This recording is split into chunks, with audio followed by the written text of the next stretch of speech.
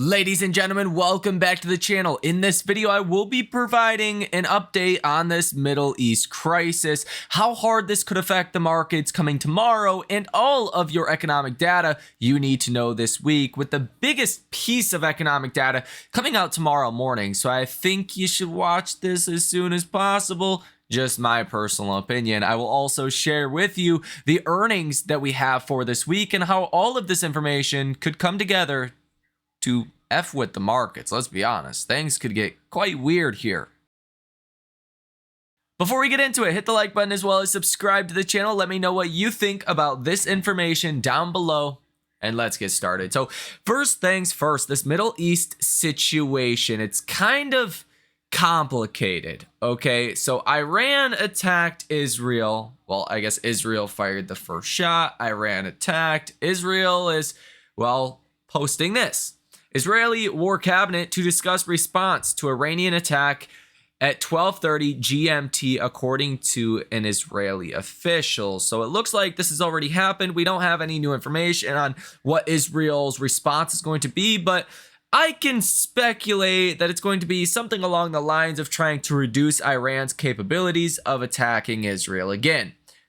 That's just maybe going out on a limb, but I think that's probably the next step for Israel. So this situation could get worse before it gets better. Iran has announced they are concluded. They will not be sending any other drones, missiles, or anything of that nature towards Israel. Now, here's the question when it comes to the markets. The markets get over bad news really quick, okay? So you're probably going to be down coming tomorrow in our markets. NASDAQ probably down 1 to 2% or so, but that's going to be pricing in all of what we have had over this weekend.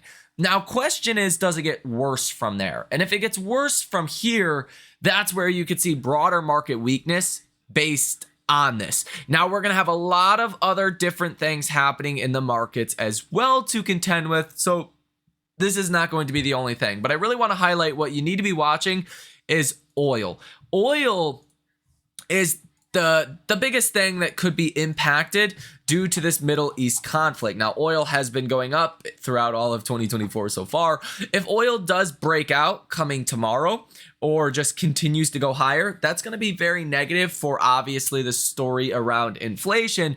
But if you were to see some kind of big spike in oil, that could actually start to cause the Fed to get a little bit concerned. If the price of gas starts to rise to such a degree, it puts strain on economic activity, which it likely already has started to do that. But if you, let's say, were to see a national average of gas prices back to $5 a gallon or so, that's going to weigh a lot on economic activity. And in that scenario, you may actually start to see the Fed get a little bit more on the dovish side.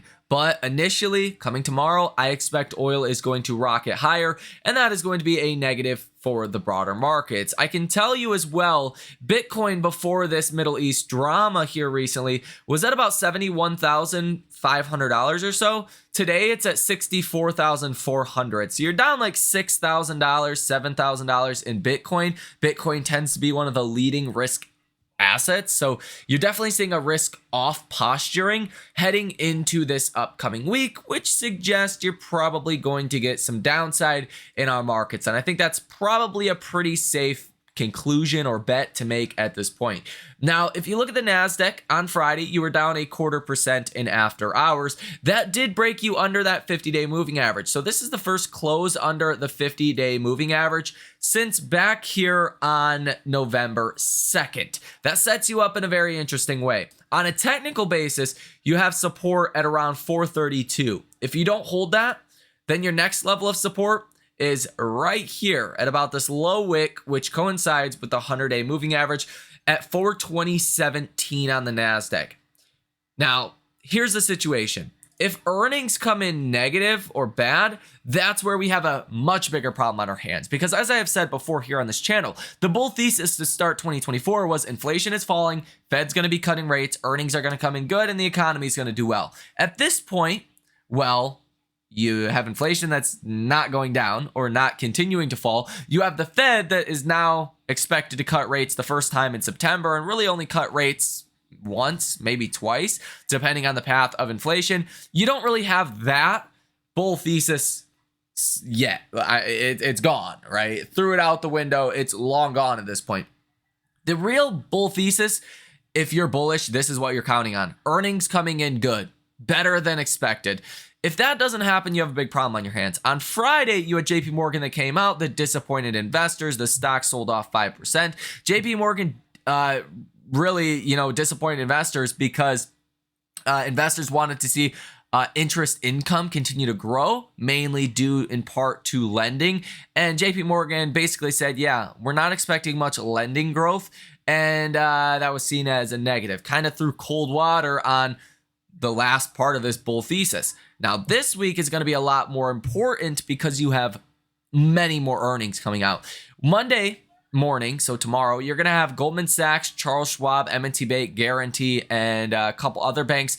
Throughout this week, you're going to have multiple different banks reporting every single day. So I don't want to highlight all of them, but you do have Bank of America, Morgan Stanley, BNY Mellon, and PNC Tuesday pre-market alongside Johnson & Johnson and United Health Group. Tuesday after hours, you have United and JB Hunt. Wednesday pre-market, ASML, your first really AI stock that is reporting, your semiconductor name. So that one could be very important. You do have Abbott, US Bank Corp, and others. Wednesday pre-market. Wednesday after hours, Alcoa, Las Vegas Sands, Kinder Morgan, Discover, and other banks. Thursday pre-market, TSMC, Nokia, KeyBank, Alaska Airlines, Ally Bank, and others.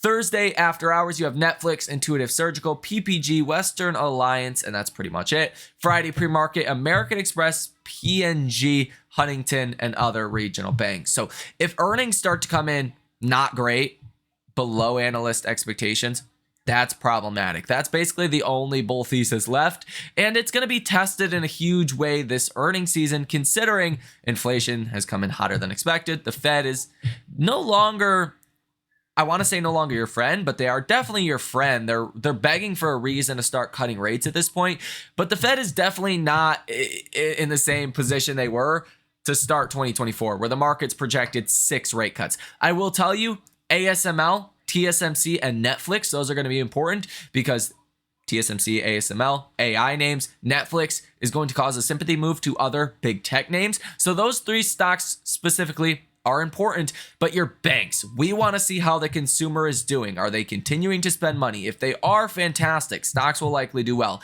If they are not, yeah, you have a bigger problem on your hands at that point. That's why this week will be very important when it comes down to earnings. Now, as far as the data coming out, tomorrow morning you have your biggest data, so you don't have to wait long at all. You have retail sales at 8:30 in the morning. Last month, for the month of February, you came in at positive 0.6%.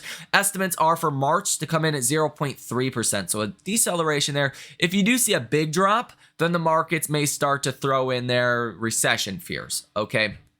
And that's your biggest data for this week. Definitely something to be watching. Business inventories come out at 10 o'clock in the morning as well. Consensus calls for 0.3% month over month gain there. 3-month, 6-month bond auction, Fed Daily that speaks at 8 p.m.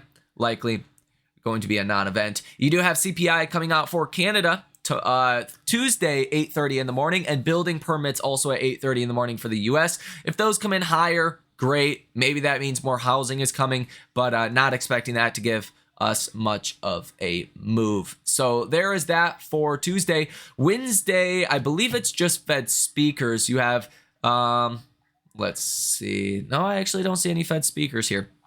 But you do have the Fed Beige Book, which is basically a rundown of how different Fed districts are doing, like the Atlanta Fed in that region. You have the Boston Fed, Philadelphia Fed, New York Fed, Chicago Fed, Atlanta Fed. You have San Francisco Fed, all kinds of different Fed central banks. And it's basically, how are those districts doing? And markets usually don't respond to it, but it's all it's always possible that they do. And that comes out at 2 p.m. on Wednesday. Fed Master speaks at 5:30 p.m.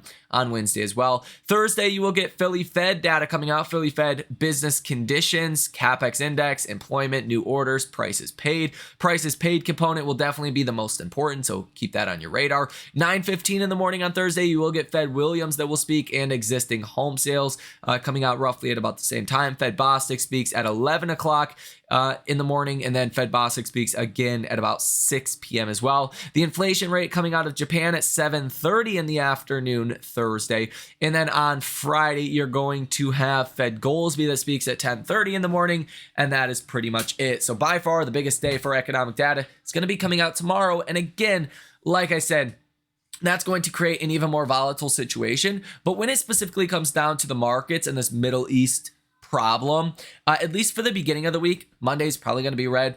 Tuesday, I think the markets are likely to have priced that in already, and whether or not we see that situation escalate, that's going to be the important part. Again, as far as the NASDAQ, I think you're likely to fall to that 100-day moving average. Whether or not you fall under that, I think really comes down to earnings. If earnings come in worse than expected, that's going to be a huge problem, and stocks are not going to like that at all, because markets are going to say, hey, earnings are probably going to come in, below expectations for your other big tech names as well. So let me know what you think about this information down below in the comment section. In the meantime, hit the like button as well as subscribe to the channel. Thank you for watching. I will see you in the next one.